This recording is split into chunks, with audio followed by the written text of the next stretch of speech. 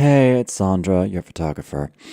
Look, I will not be attending your wedding. So I suggest you buy some disposable cameras, give them to your guests, and those will be your wedding photos. It was 2 days before the wedding. We had just arrived at our destination B&B, and we got that voicemail. Oh, shit! We first met Zandra through our friend Lyle and liked her right away.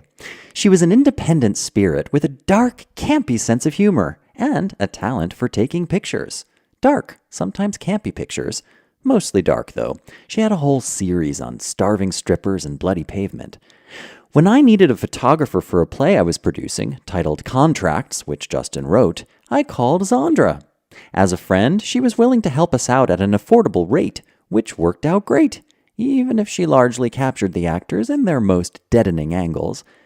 Years later, after deliberating our wedding budget and needs, we asked Zandra to take our wedding photos. As a friend, this would be her gift to us, but we would provide her room and a nominal fee out of respect. She knew our limitations. We took Zandra to dinner one night to verbally contract for this, all the while wearing blinders to the fact that by day she took photos for the city morgue. What went wrong?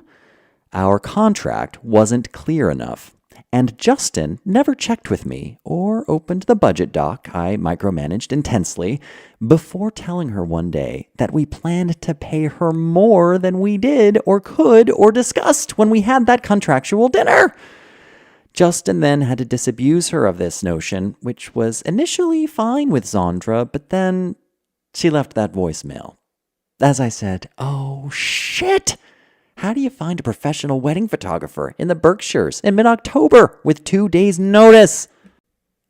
Contracting with the crew of your wedding production is arguably the most difficult task of all. Obviously, you want everyone to want to help, but if you're not made of money, you've got to cut corners. This risks making your vendors feel cheated and your generous friends feel taken advantage of, neither of which will make them love to love you. But you've got to get a solid frame now to contain the performance, the expectations, and your finances along the way.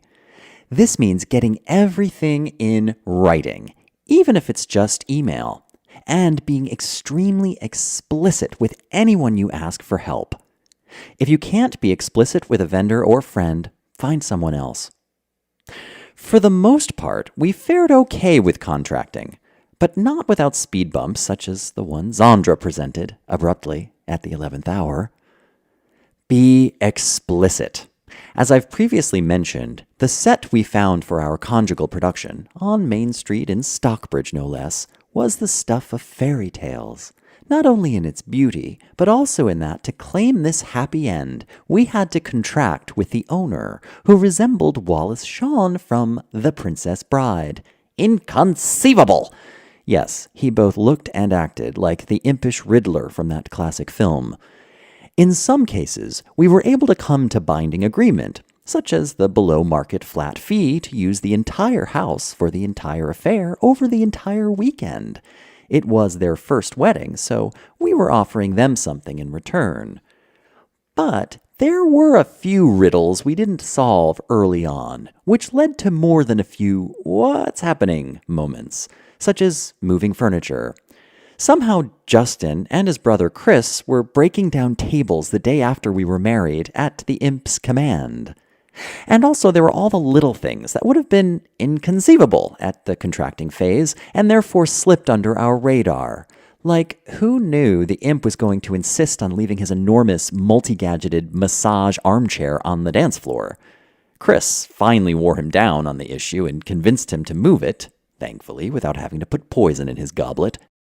To prevent such fiascos, we could have gone over mutual expectations in a manner more thorough, detailed, and clear when we contracted.